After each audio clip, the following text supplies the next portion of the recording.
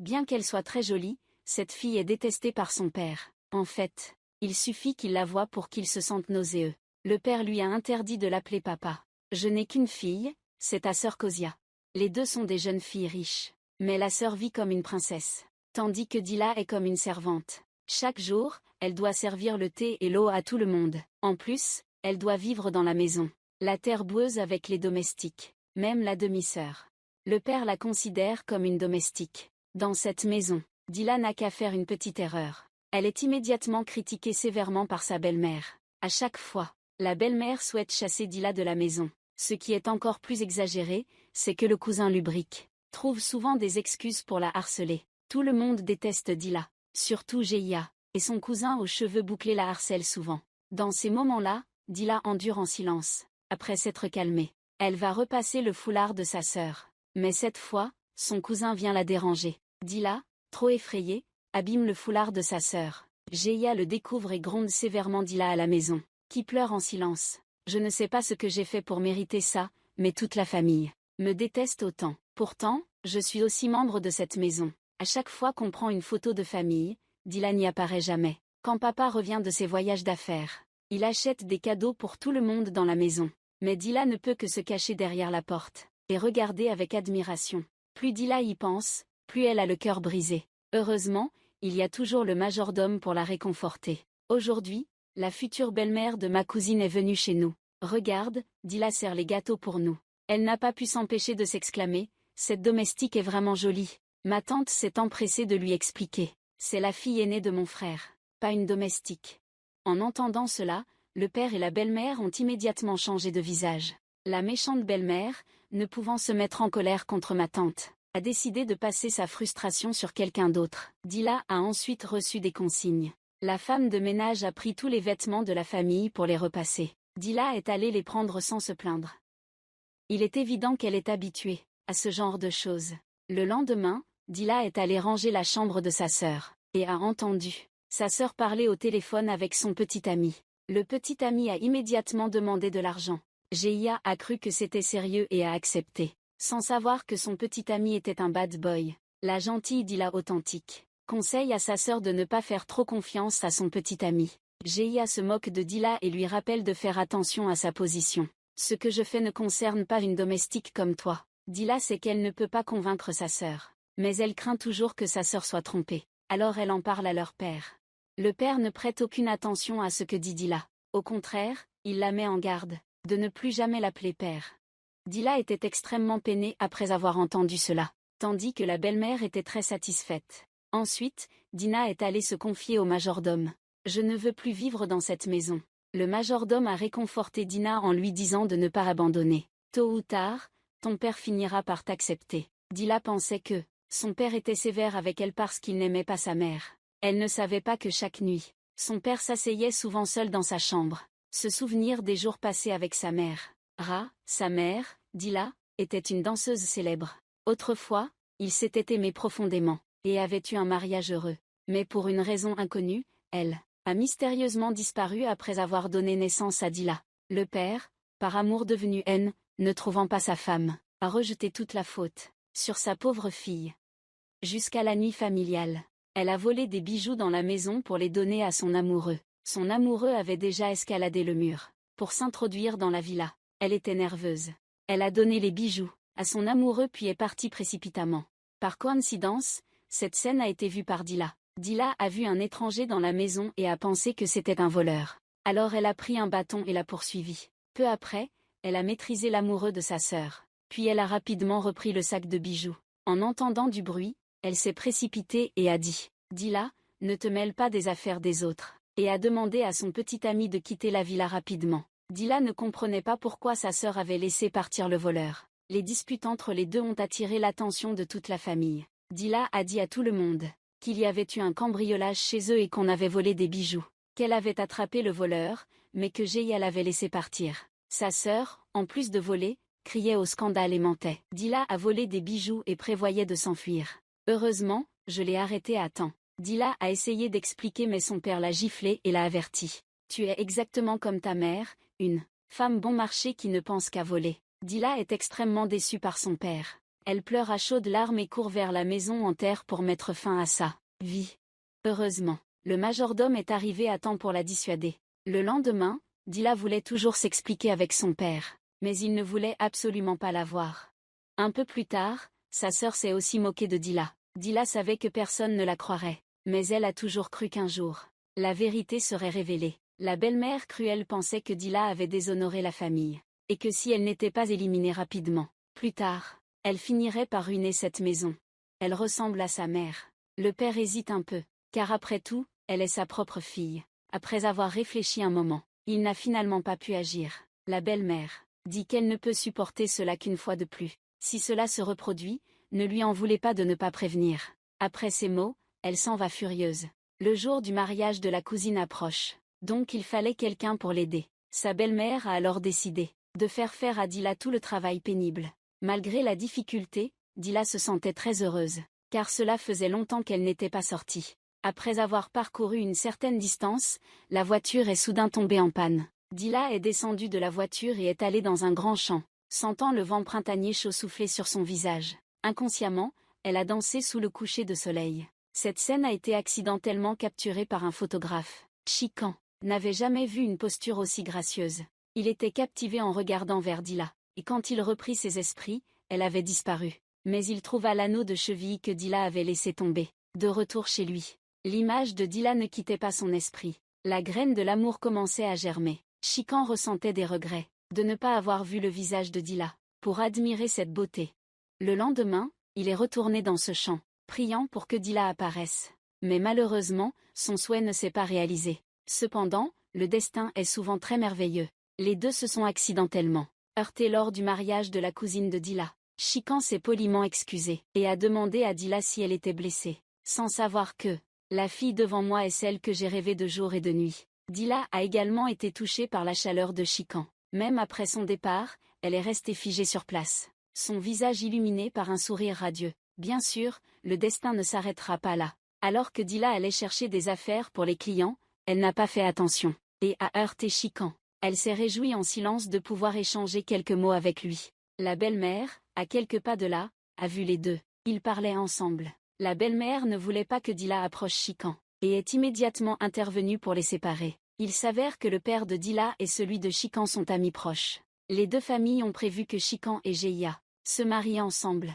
Le soir, de retour dans sa chambre, Dila repense à la rencontre avec Chikan ce matin-là, et un sourire apparaît involontairement sur ses lèvres. Cependant, à ce moment-là, Chikan ne pense pas du tout à elle.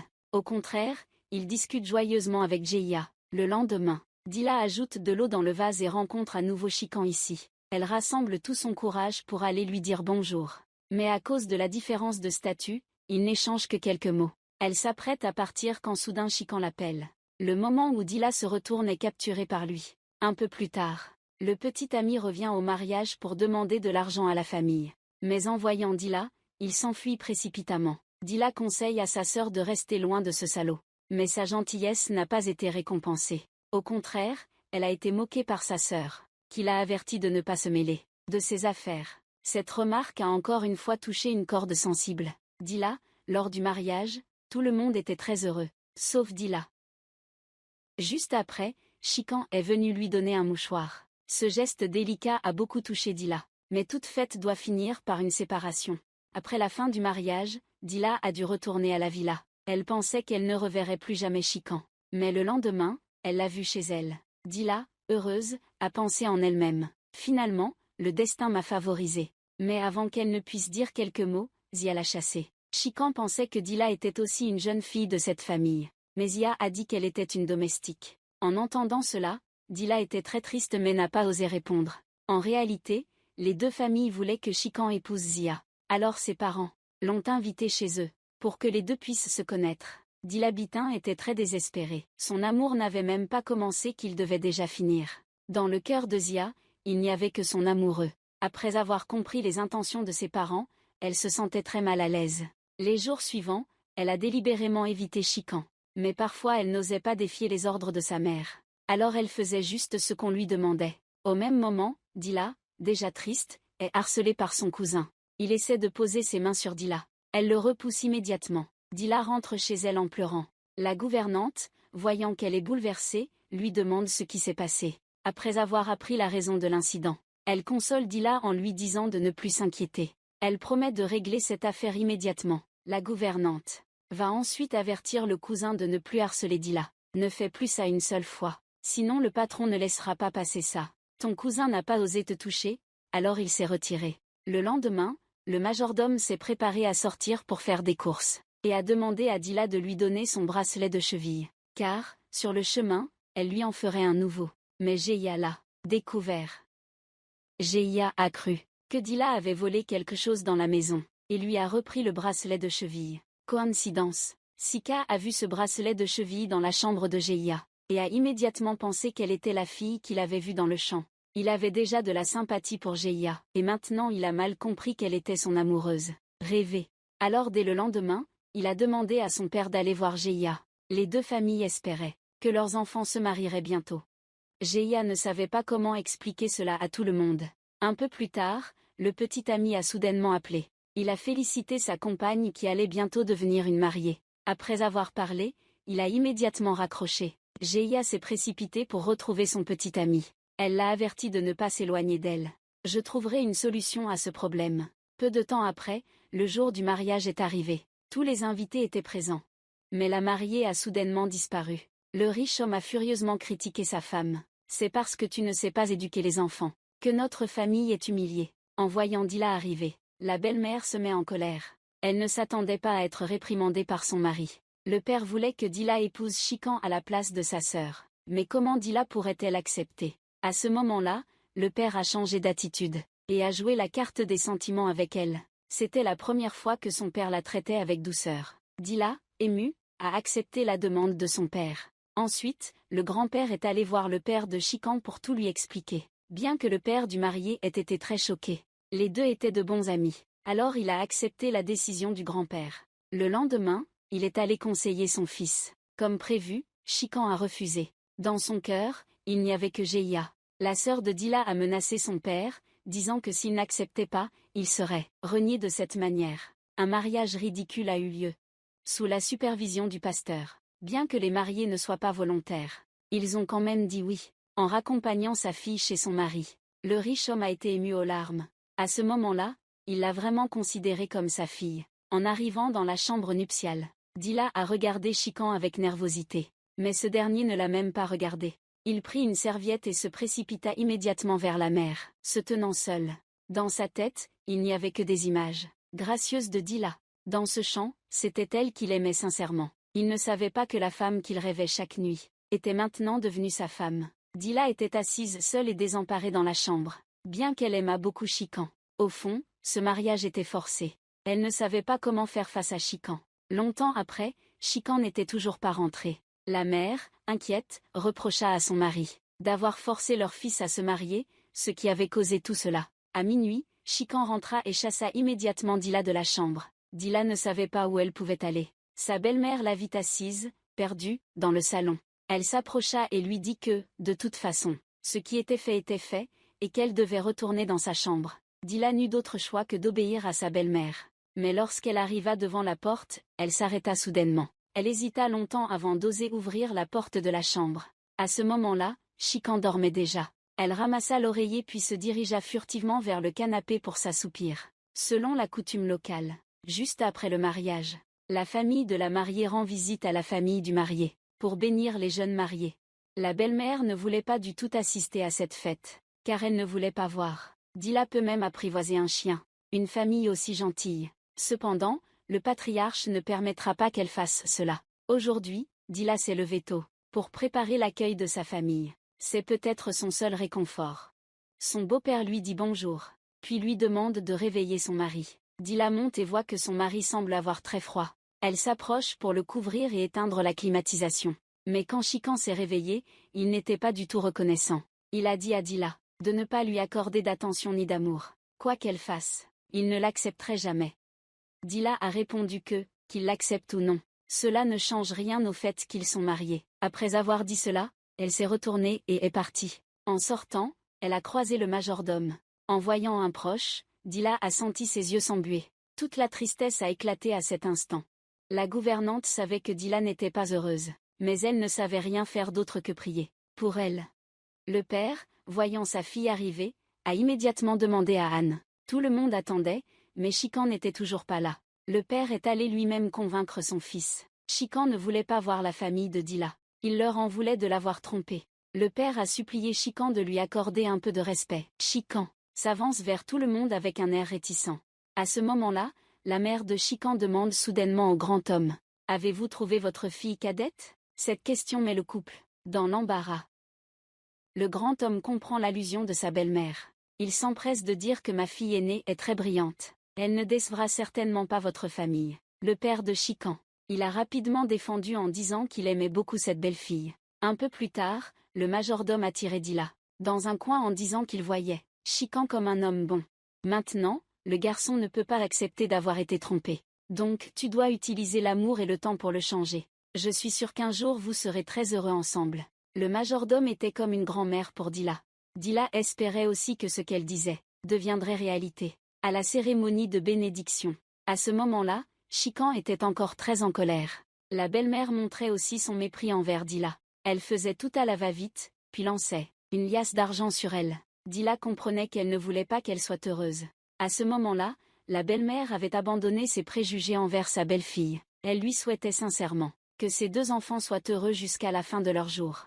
Ce soir, Dila a encore été chassée de la maison par son mari. Elle n'a eu d'autre choix que de dormir sur le canapé du salon. Sa belle-mère l'a vue et a immédiatement appelé son fils pour le réprimander. Peu importe à quel point tu es en colère, Dila est déjà ta femme. Tu ne devrais pas la laisser dormir dehors. Chican n'osa pas contredire sa mère. Mais il rappela tout de même à Dila. Je te laisse dormir dans la chambre pour ne pas inquiéter ma mère. Mais je ne t'accepterai jamais comme ma femme. Dila resta silencieuse, sans dire un mot. Elle se souvient des paroles du majordome. Il faut utiliser l'amour et la patience pour changer le cœur de son mari. Mais dans son cœur, il n'y a en ce moment que la propriétaire du bracelet de cheville. C'est la plus belle image dans son cœur. Chican pense à la personne qu'il aime quand Dila arrive.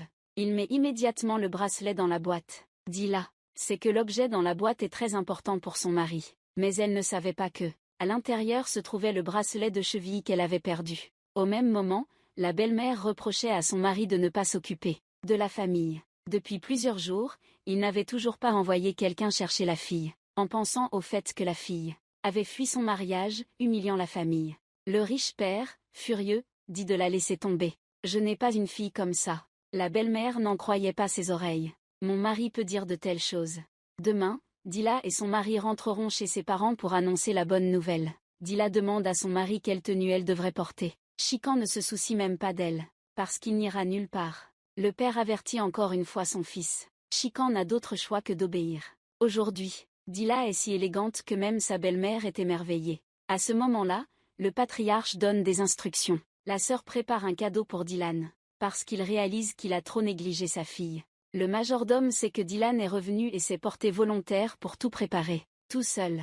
La belle-mère refuse catégoriquement de recevoir des invités. La première chose que Dylan fait en rentrant chez lui est de rendre visite au majordome. Car pour elle, le majordome est la personne la plus proche. Un peu plus tard, toute la famille s'assoit pour dîner. La belle-mère prétexte une maladie pour être absente. Mais en vérité, elle a toujours pensé que Dylan n'était qu'une simple domestique, et qu'elle n'était absolument pas digne de partager la même table qu'elle. Cependant, Père a quand même demandé à Dila d'aller rendre visite à sa belle-mère après le repas. Car, quoi qu'il en soit, elle reste une aînée. Le beau-père, voyant cela, a proposé que Chican l'accompagne. Quand le couple est allé voir la belle-mère, celle-ci a tout de suite dit à Dila de partir pour qu'elle puisse parler seule avec Chican. Dila s'est aussitôt éloignée. La belle-mère dit que Chican et Dila ne sont pas compatibles. Dila attend nerveusement dehors. Elle est aperçue par hasard par sa belle-mère. La belle-mère sait que son fils est en train de parler en privé avec cette femme-là. Elle entre dans la pièce sans même frapper à la porte.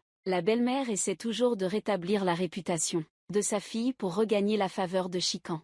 La belle-mère ne se préoccupe pas de ce problème. Elle pense que les parents couvrent toujours leurs enfants. C'était encore plus révoltant que les erreurs de sa fille, et de loin. Dans ses paroles, on ne pouvait cacher le mépris pour la belle-mère. Un instant plus tard, le riche homme tenta à nouveau de convaincre sa femme de laisser tomber sa rancune envers Dila, mais maintenant, on ne savait même pas si elle était vivante ou morte. Et pourtant, son mari restait indifférent. Cela ne faisait qu'amplifier la haine de la belle-mère envers Dila. Encore davantage. Elle jura qu'elle ne laisserait jamais Dila vivre en paix.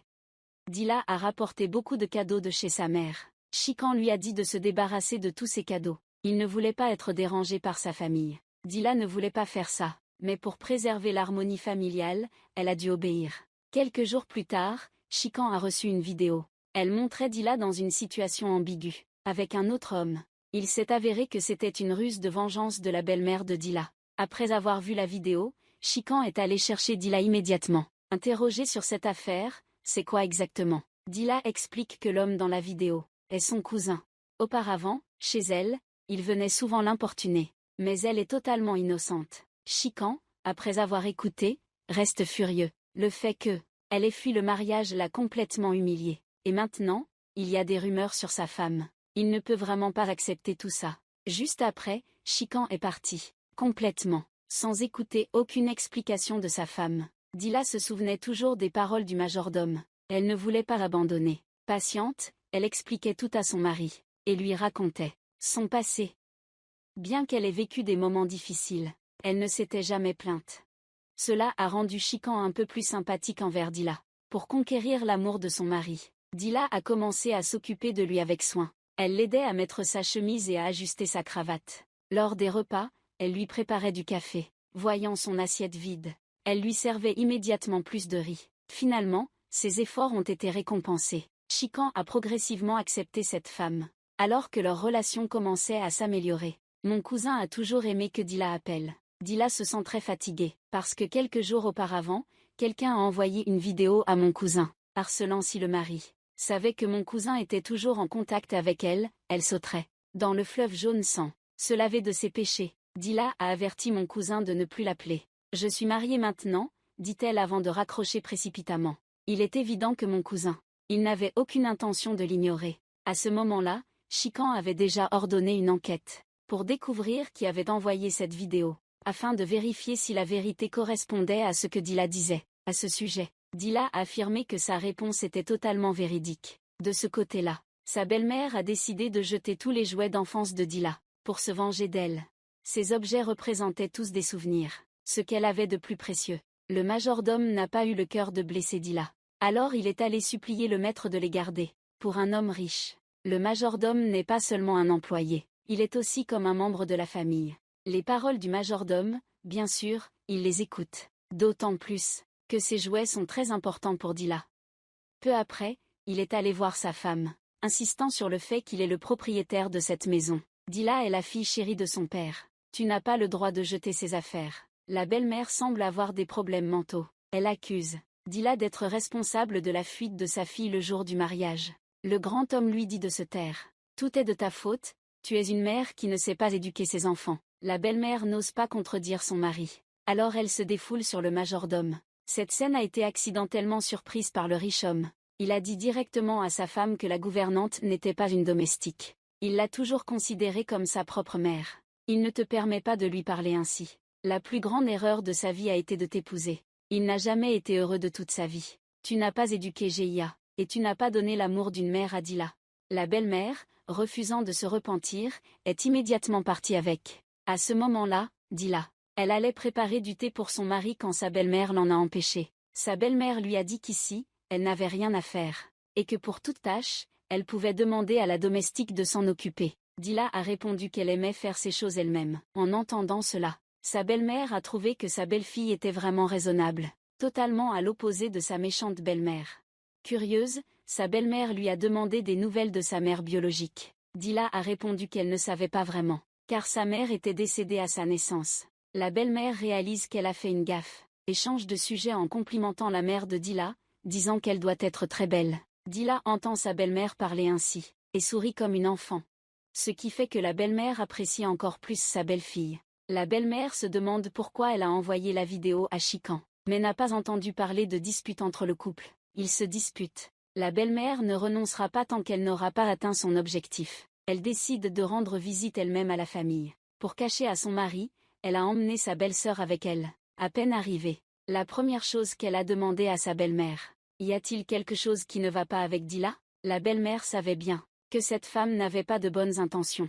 Elle a donc complimenté sa belle-fille. Je suis très satisfaite de la petite. Juste après, la belle-mère a demandé si Dila était heureuse ici. Dila ne savait pas quoi répondre. Sa belle-mère a dit que la fille avait un mari qui l'aimait profondément. Ici, elle n'avait rien à faire. En plus, elle avait un statut et était libre. Donc évidemment, elle était heureuse. Ces paroles ont dissipé le malaise de Dila. Elle regarda sa belle-mère avec gratitude. Cependant, sa belle-mère dit alors « Heureusement que Dila ne ressemblait pas à sa mère ». Elle ajouta qu'à l'époque, elle et son mari s'étaient mariés. Mais il avait toujours une liaison avec la mère de Dila. Quelque temps après, j'ai découvert qu'elle ne visait que l'argent de mon mari. Après avoir donné naissance à Dila, elle a soudainement disparu. Tout le monde a été très choqué d'entendre cela. Dila pensait que sa mère était décédée. Elle ne s'attendait pas à cette vérité. Chikan pensait que Dila cachait son identité. Il ne pouvait pas accepter d'avoir été trompé par Dila. C'était très difficile. La relation entre les deux venait à peine de s'améliorer, et maintenant, elle revient à zéro. Peu importe combien Dila essaie de s'expliquer, Chikan refuse de la croire. Il est profondément déçu par sa femme. Quant à sa belle-mère, elle change immédiatement d'attitude envers Dila. Elle ordonne à la domestique de renvoyer sa belle-fille là où elle vient. À peine arrivée chez elle, Dila est moquée par sa belle-mère. Elle lui dit qu'elle restera toujours une servante. Ne mérite pas de vivre une vie riche et heureuse. Même à l'heure du dîner, elle ne l'appelle pas pour manger.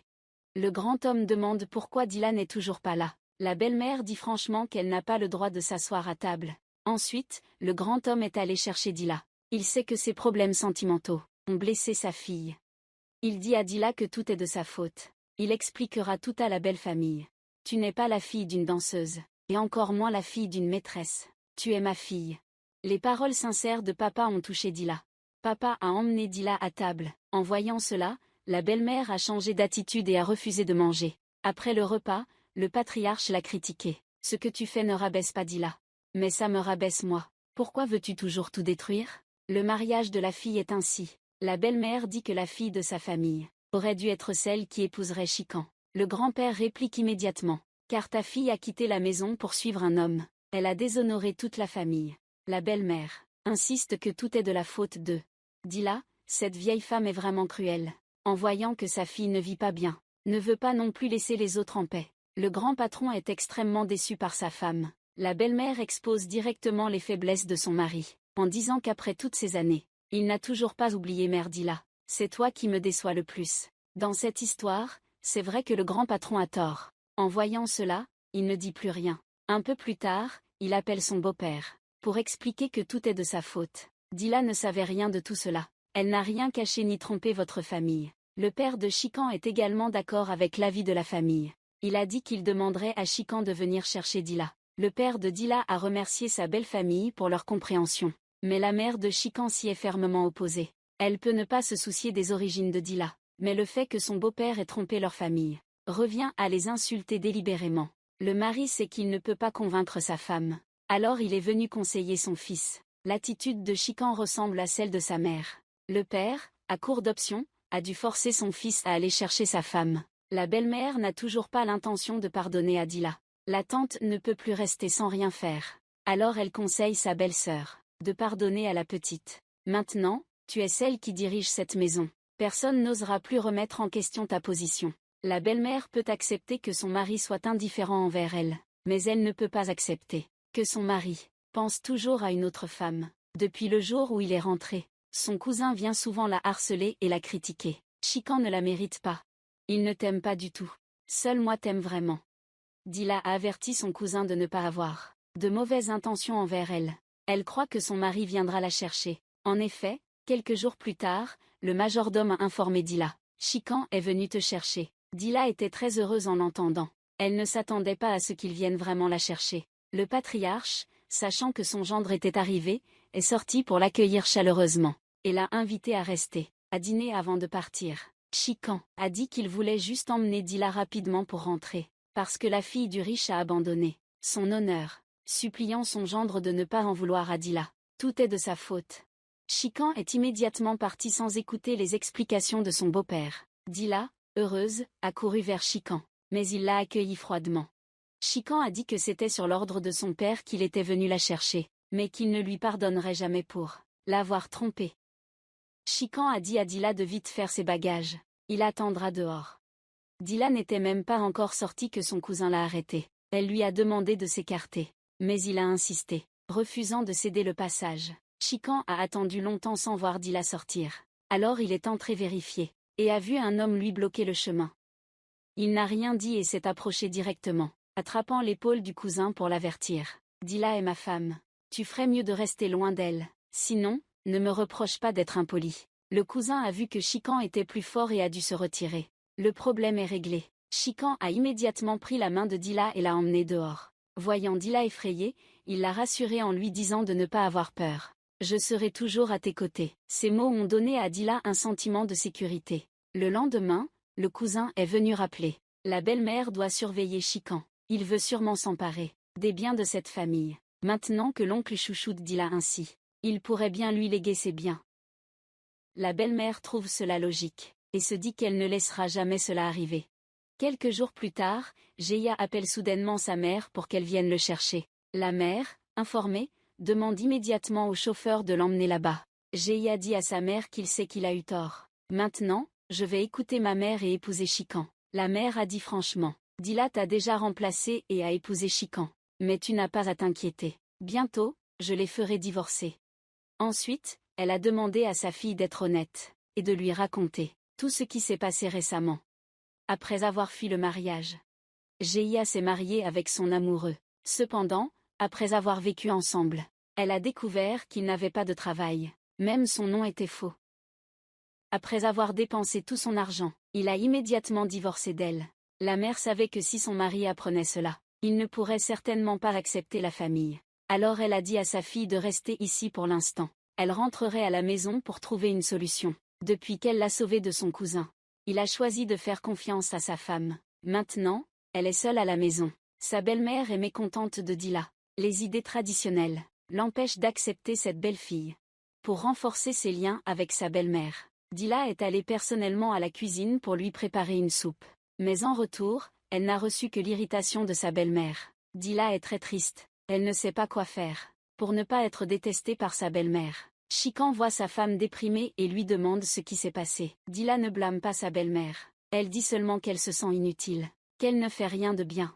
Chikan réconforte sa femme en lui disant de toujours garder le sourire. « Tu n'es pas jolie quand tu es en colère. » Chikan devine que sa mère rend la vie difficile à Dila. Alors il décide de convaincre sa mère de laisser sa femme tranquille. « Nous avons toujours été injustes envers elle, mais elle ne s'est jamais plainte. » À partir de là, on peut voir que Dila est une fille bien. D'autant plus que ce n'est même pas sa faute. Nous ne devrions pas lui demander de porter les erreurs de ses parents. Mais la mère, après avoir entendu cela, est restée insensible. Aujourd'hui, l'intendant est soudainement venu rendre visite à Dila. Il s'avère qu'aujourd'hui, c'est son anniversaire. Alors l'intendant est venu lui offrir un cadeau. Pendant toutes ces années, elle était la seule à se souvenir de l'anniversaire de Dila. Dila retourne dans sa chambre pour ouvrir ses cadeaux. Chikan vient juste d'apprendre que c'est l'anniversaire de sa femme. Il souhaite alors un joyeux anniversaire à Dila et lui demande de se changer. Il lui dit qu'ils sortiront plus tard pour célébrer son anniversaire. Dila s'habille, et Chikan reste bouche bée devant sa beauté.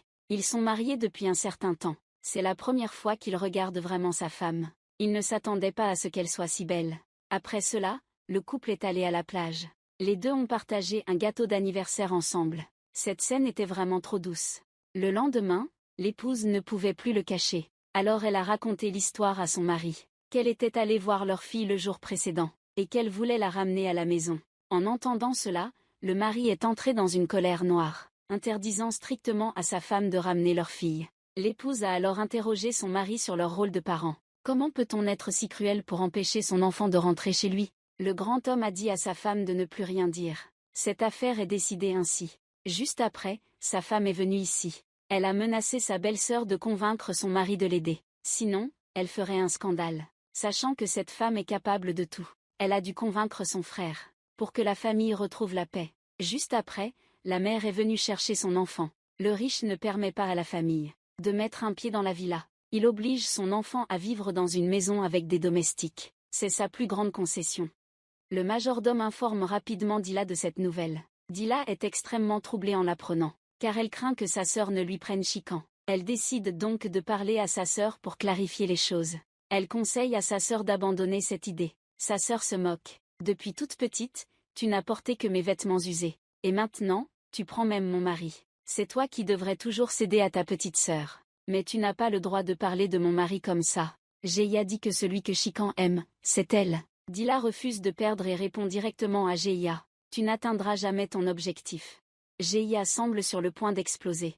Depuis toute petite, elle obtient toujours ce qu'elle veut. Tout ce qu'elle désire, elle doit l'avoir à tout prix. Dila auparavant n'était même pas au niveau d'une domestique. Maintenant, les rôles des deux personnes ont été inversés. Moi, je dois vivre dans une maison ordinaire, tandis que Dila est devenue la belle-fille d'une famille aisée. Après son retour, Dila a caché à son mari la vérité sur sa famille. Elle lui a simplement dit qu'elle était revenue pour rendre visite à son père. Chikan n'y a pas trop réfléchi, mais quelques jours plus tard, le couple est retourné ensemble chez ses parents et a vu que sa famille était assise à la porte. Il semble qu'elle s'est assise là exprès pour attendre Chikan. Dila était extrêmement inquiète, mais après avoir vu Jeia, le regard de Chikan ne pouvait cacher sa haine.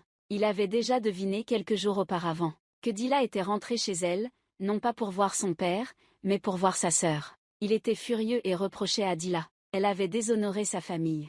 Et toi, tu veux encore aller la voir. Si tu l'aimes tant, reste ici pour toujours. Après avoir dit cela, il est monté directement dans la voiture. Bien qu'il ait parlé durement, il a quand même attendu que sa femme monte dans la voiture avant de démarrer. De retour à la maison, Chikan regarde le bracelet de cheville et tombe dans la contemplation. Bien qu'il en veuille beaucoup à Zia, il ne peut pas oublier la silhouette dans le champ ce jour-là. Dila voit son mari rester figé et pense immédiatement qu'il n'a pas encore oublié sa sœur. Le lendemain, sa sœur supplie leur père de la laisser épouser Chikan. Mais maintenant, le père n'a Dieu que pour Dila. Même si la famille pleurait et suppliait, il n'a pas été ému. Le jour où elle s'est enfuie de son mariage, il a fait comme s'il n'avait plus de fille. La famille n'a pas abandonné. Elle était déterminée à convaincre son père de lui pardonner. Mais aussitôt, son père l'a repoussé. Le majordome, en voyant cela, s'est précipité pour supplier le maître d'avoir pitié d'elle, et de la laisser revenir à la villa. Le grand patron respectait beaucoup l'intendante, et a finalement accepté son avis. Cependant, Jeia refusait toujours de se repentir. À peine arrivée à la villa, elle a délibérément cassé un verre, et a obligé la domestique à nettoyer pour se défouler. Jeia ne dément pas qu'elle est la fille de la belle-mère. Ces deux-là sont aussi cruelles l'une que l'autre. Au moment du dîner, elle voulait manger avec toute la famille. Son père, en la voyant, a perdu tout enthousiasme. Il a demandé à la domestique de lui apporter son repas dans sa chambre. Même quelqu'un de culotté n'oserait pas rester ici. À ce moment-là, elle ne reconnaît toujours pas ses erreurs. Au contraire, elle pense que tout est la faute de sa sœur. C'est Dila qui a volé Chikan et l'amour de leur père. Elle dit à sa mère qu'elle aime beaucoup Chikan, et espère que sa mère pourra récupérer Chikan pour elle. Le soir, Dila propose à Chikan que s'il veut épouser une nouvelle femme, je ne vais pas t'empêcher, mais d'abord, tu dois mettre fin à notre mariage. D'un côté il y a ta femme, qui est là tous les jours, de l'autre il y a ta maîtresse. Chikan ne sait pas qui choisir. Pendant tout ce temps, ta mère a toujours été hostile envers Dila, mais Dila a continué à prendre soin de tout le monde dans la maison. Le cœur glacé de ta mère a commencé à fondre. Papa commence à accepter cette belle-fille. Le beau-père est très heureux que toute la famille s'entende bien. Depuis que Jeia est revenue à la villa, elle passe ses journées à ne rien faire. Elle ne pense qu'à trouver un moyen de récupérer Chikan des mains de sa sœur aînée. Cependant, dès le lendemain, le père a accroché la photo de mariage de Dila dans le salon, ce qu'elle ne peut pas accepter. Elle refuse que cette maison affiche cela, n'importe quel objet lié à sa sœur. Elle a crié fort et appelé la domestique pour enlever la photo. La mère, voyant cela, a attrapé sa main et demandé à sa fille de se calmer. Au début, tu as choisi de quitter la maison pour suivre ce salaud. Avais-tu pensé à une fin comme celle d'aujourd'hui? Mais quoi qu'il en soit, c'est toujours ta propre fille. Ensuite, la mère a quand même insisté pour convaincre son mari d'enlever la photo.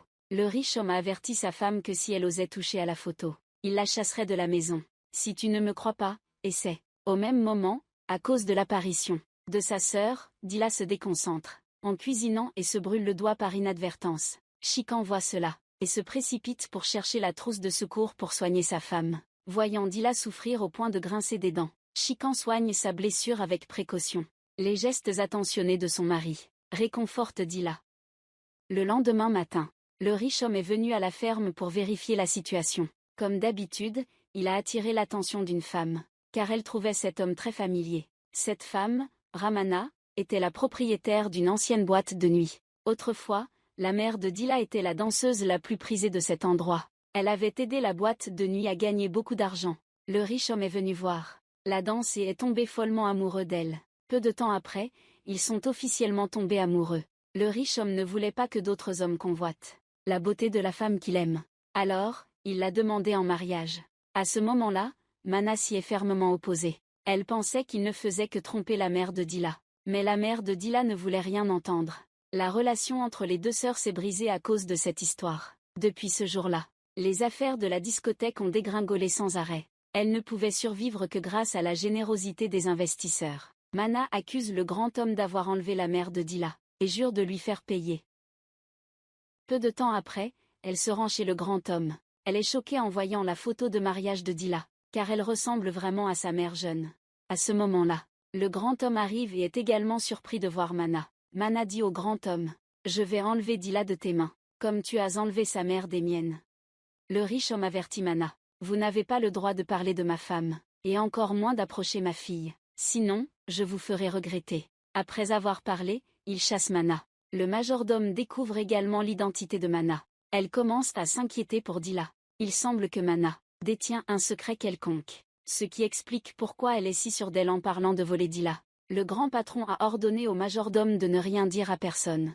Mana, viens à la villa, je réglerai tout. Le grand patron regarde la photo de sa fille. Les souvenirs du passé reviennent soudainement dans son esprit. Le lendemain, Geia appelle Chikan, mais c'est sa sœur qui répond. Geia insiste, la personne que je cherche, c'est Chikan. Appelle-le vite pour qu'il prenne l'appel. Dila, en tant qu'épouse de Chikan, a averti sa sœur de ne plus appeler chez nous à l'avenir. Dila avait peur que sa sœur appelle de nouveau. Alors elle a mis le téléphone de côté et a dit à la domestique de ne pas toucher au téléphone. Bien sûr, Zia ne laisserait pas tomber aussi facilement. Après avoir obtenu le numéro de portable de Chikan, elle l'a immédiatement appelé. Je sais que j'ai eu tort. Pouvons-nous revenir comme avant? Chikan a refusé franchement, et l'a averti de ne plus jamais le déranger. Après avoir parlé, il a immédiatement raccroché. Dila a entendu par hasard leur conversation téléphonique. Chikan pensait que sa femme l'écoutait intentionnellement. Dila ne comprenait pas pourquoi son mari pouvait penser ainsi. Chikan a dit que tu ne me fais pas confiance, c'est pourquoi tu doutes, que je suis ambiguë avec ta sœur. Dila a expliqué qu'elle venait de repasser 2 vêtements. Alors elle l'a apporté pour demander à son mari laquelle il porterait. Chikan ne faisait toujours pas confiance à sa femme et s'est énervé contre elle. Dila, ne voulant pas discuter, est sortie. À ce moment-là, Chikan a réalisé qu'il n'aurait pas dû agir ainsi. Immédiatement après, il est sorti pour consoler sa femme. Il a vu sa femme assise tristement dans un coin de la maison. Il s'est assis silencieusement à côté d'elle pour s'excuser. « Je n'aurais pas dû m'énerver contre toi comme ça. » Dila ne s'attendait pas à ce que son mari, toujours si arrogant. Aujourd'hui, elle a encore baissé la voix pour s'excuser. Mana est retournée à la discothèque pour raconter à sa sœur proche que Dila ressemble à sa mère. La beauté des 2 femmes est légendaire. Si la petite pouvait travailler à la discothèque, les affaires seraient sûrement florissantes. Elle a immédiatement ordonné à ses hommes de chercher la trace de Dila. Depuis qu'il a rencontré Mana, le riche homme se sent toujours inquiet. Tôt le lendemain matin, il est allé rendre visite à sa belle famille. Voyant que Mana n'était pas à la maison, il a immédiatement soupiré de soulagement et a demandé à son père ce qui se passait. Le père n'a pas dit la vérité à sa fille. Il a juste dit qu'il s'ennuyait d'elle et voulait lui rendre visite. Ils ont parlé assez longtemps. Sachant que sa fille vivait bien ici, il est reparti rassuré. Il ignorait que les hommes de main de Mana avaient découvert où vivait Dila. L'homme de main a rapporté que Dila s'était mariée avec un homme nommé Chikan. Il est un homme d'affaires riche.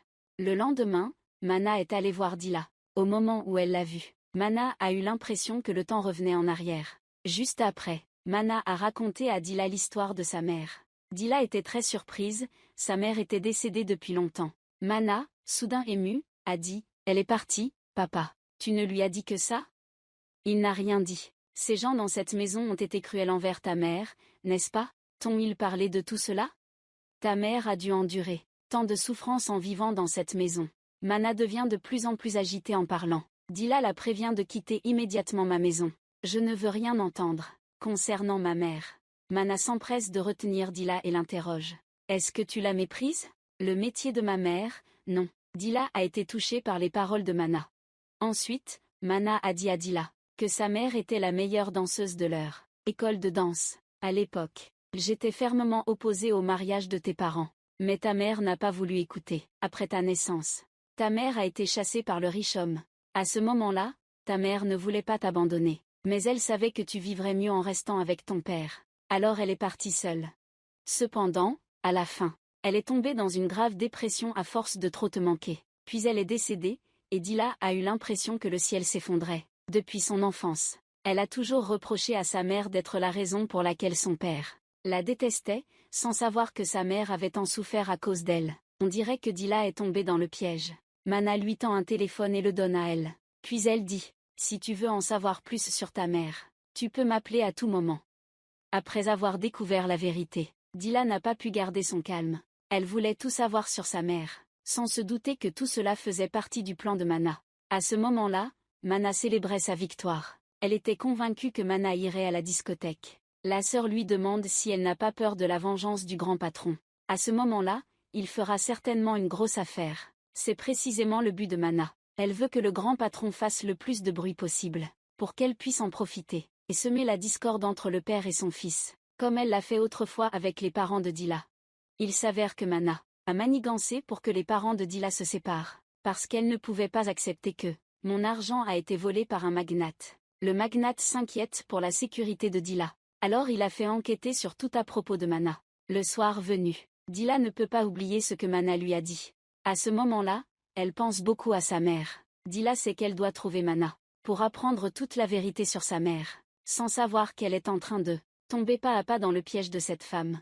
Le lendemain matin, le magnate reçoit soudainement un appel de Mana. Il la questionne sur ce qu'elle cherche réellement à faire. Dans les paroles de Mana, il est impossible de cacher son intérêt pour Dila.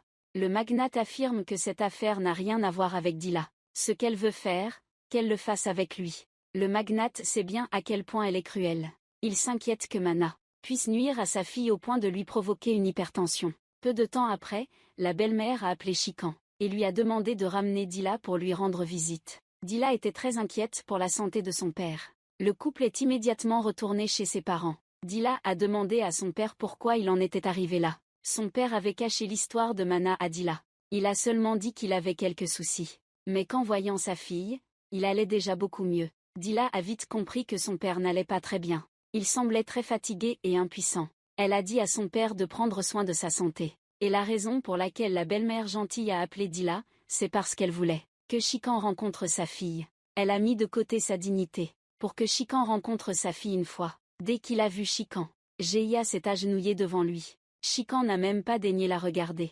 Il a averti Geia. « Ne fais pas ça, maintenant je suis ton beau-frère. » Geia perdit immédiatement patience. Elle interrogea Chikan. « Je me suis déjà agenouillée pour te supplier. Que veux-tu encore que je fasse ?» Chikan, indifférent, se retourna immédiatement et s'en alla. À ce moment-là, Dila arriva. Geia retrouva aussitôt son air arrogant habituel. Elle interrogea Dila sur ce qu'elle faisait ici et en quel honneur. « Tu n'as pas ta place ici. » Mais Dila n'est plus une idiote maintenant. Tu n'es plus aussi facile à intimider qu'avant. Elle dit directement à sa sœur cadette que cette maison est aussi la sienne. Bien sûr, elle vient quand elle veut. Geia se moque de Dila. Tu t'es mariée avec Chikan à ma place. Et c'est pour ça que tu as gagné l'amour de papa. C'est vraiment honteux.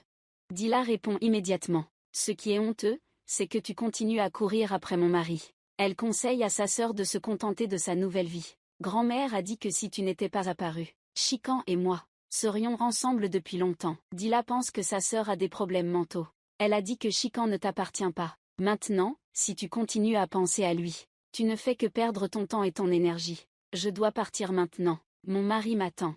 De retour à la maison, elle se souvient des paroles de son père. Cette année-là, maman se sentait honteuse d'avoir trahi papa, alors elle a choisi de partir. Mais Mana a dit que papa l'avait chassée. Et avec l'attitude inhabituelle de papa aujourd'hui, c'est comme s'il cachait quelque chose. Elle a finalement décidé d'appeler Mana. Cependant, à ce moment-là, belle-maman est soudainement venue demander à Dila. La domestique a dit à maman qu'hier, des parents étaient venus te rendre visite. Pourquoi ne m'as-tu pas dit, pour que nous puissions accueillir les invités ensemble? Dila avait peur que sa belle-mère enquête jusqu'au bout, alors elle a menti, en disant qu'il y avait eu une confusion avec le personnel de maison. Mais elle ne pouvait pas tromper son mari. Voyant que Dila ne voulait pas parler, sa belle-mère n'a pas insisté. Le lendemain, Dila a appelé Mana. Le visage de Mana affichait une satisfaction évidente, sachant que Dila voulait venir chez elle. Elle a immédiatement envoyé la localisation de la discothèque à Dila. Dila se préparait à sortir quand elle a rencontré sa belle-mère par hasard. Sa belle-mère lui a demandé où elle voulait aller. « Attends un moment, Chikan reviendra pour t'emmener. » Dila a dit qu'elle voulait sortir acheter quelque chose.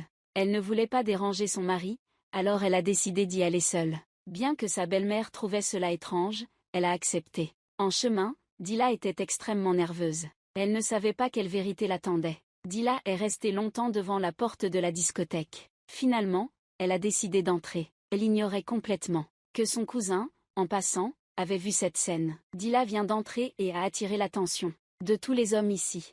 Ils n'ont jamais vu une fille aussi belle. Dila déteste tout ici. Elle ne peut pas croire que sa mère ait travaillé ici. Depuis son enfance, elle a toujours été moquée et insultée comme la fille d'une danseuse.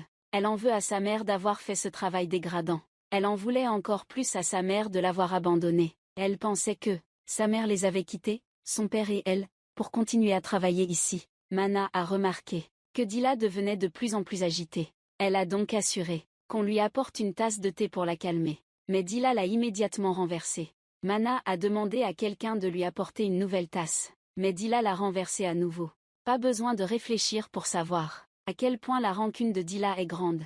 Juste après, Mana l'a emmenée à une tombe et a dit que c'était la tombe de sa mère. Dila tremblait, incapable de se tenir debout, bien qu'elle sache déjà que sa mère n'est plus. Mais en voyant la tombe de sa mère de ses propres yeux, elle ne pouvait pas cacher sa tristesse. À ce moment-là, Mana a raconté des histoires du passé. Elle a dit qu'elle et la mère de celle-ci étaient toutes deux orphelines. Peut-être parce qu'elles partageaient le même destin. Elles se considéraient comme des sœurs de sang.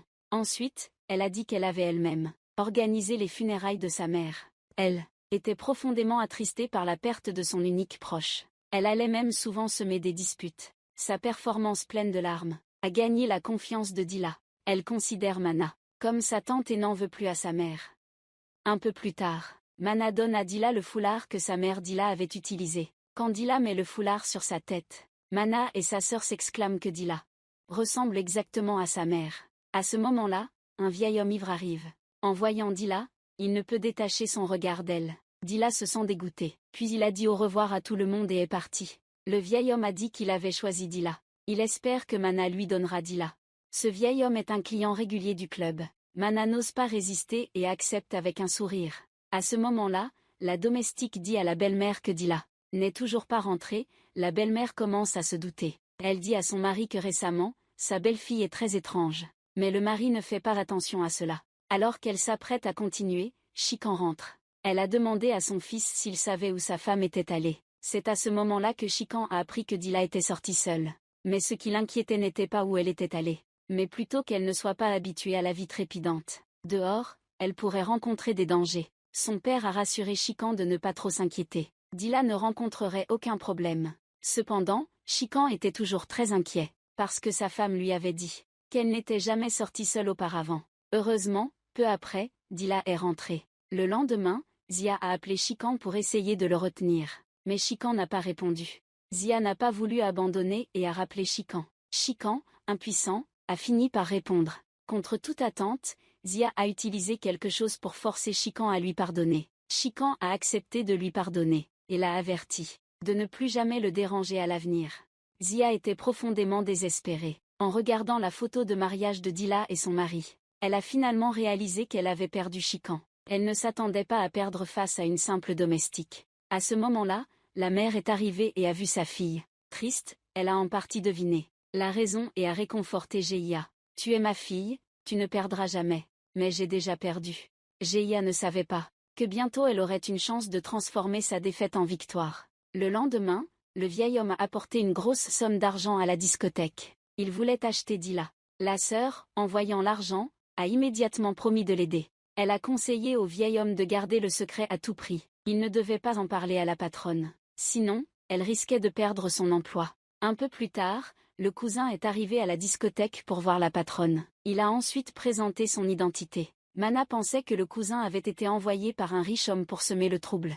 Le cousin a alors répondu « Mon oncle ne savait rien de tout cela. Il a dit clairement que Dila avait épousé Chikan sous la pression de sa famille. Mais en réalité, elle ne le voulait pas. Et la personne que Chikan aime n'est pas Dila, mais sa sœur cadette. Son cousin connaît Mana, qui est très proche de la mère de Dila. Il veut donc collaborer avec elle pour que Dila quitte Chikan. C'est aussi ce que Mana souhaite. Ils sont comme ce vieil homme là-bas. Tout le monde veut s'approprier Dila. Depuis son retour de la discothèque, Dila est très perturbée. Pendant des années, elle en voulait à sa mère de l'avoir abandonnée. Maintenant, elle sait que sa mère a été chassée de la maison par son père. Mais elle ne veut pas en vouloir à son père. Dila, perdue dans ses pensées, a perdu sa concentration. Même lorsque Chikan lui parlait, Dila ne s'en rendait pas compte. Zia a été rejetée plusieurs fois par Chikan, mais Zia continue de l'appeler pour le retenir. Chikan a clairement dit à Zia que depuis le jour où elle s'est enfuie de son mariage, leur relation était complètement terminée. Zia, Chikan, reviens avec moi, je t'en supplie. Fais-le par pitié pour moi, je t'en prie. Leur conversation a été entendue par Dila. Elle avait l'intention de partir, mais en entendant son mari dire « Alors, qui aura pitié de moi ?» Après avoir dit cela, il a immédiatement raccroché. Zia a encore été ignorée. Mais bien sûr, elle n'abandonnera pas. Dila ne sait pas quoi dire. Elle sert du thé à son mari puis se retourne et s'en va. La sœur a accepté l'argent du vieil homme, et s'intéresse beaucoup à l'histoire de Dila. Elle demande à Mana ce qu'il faut faire ensuite. D'après le récit de son cousin, elle apprend que Dila a été forcée de se marier. Mana est encore plus convaincue qu'elle pourra ramener Dila au cabaret. Ensuite, elle prend l'initiative d'appeler Dila, et lui dit que des endroits comme les cabarets ne lui conviennent pas. Une jeune fille de bonne famille comme elle ne devrait plus jamais y mettre les pieds. Mana a utilisé la stratégie du lâcher-prise pour mieux retenir. Ça a très bien marché.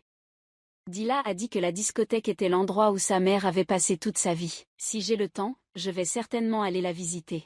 Mana, fière d'elle, demande à Dila quand elle compte y aller. Mais Dila répond qu'elle doit attendre que son mari ne soit pas à la maison. C'est seulement à ce moment-là qu'elle pourra y aller. Parce que si son mari la prend, il y aura sûrement des problèmes. Mana conseille à Dila, tu es la femme de Chikan, pas son esclave.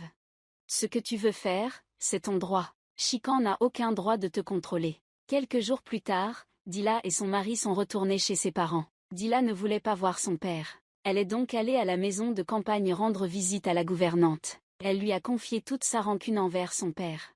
Après avoir écouté, la gouvernante était très choquée. Elle ne comprenait pas pourquoi Dila pouvait penser ainsi. À ce moment-là, Geia est venue, sans gêne, pour s'excuser auprès de Chikan. Chikan lui a dit qu'elle devait s'excuser auprès d'une autre personne. Il n'y a pas que moi, il y a aussi votre sœur. En entendant Chikan mentionner sa sœur, Geia a montré un profond mépris. Chikan a soupiré avec déception, cette femme est vraiment irrécupérable.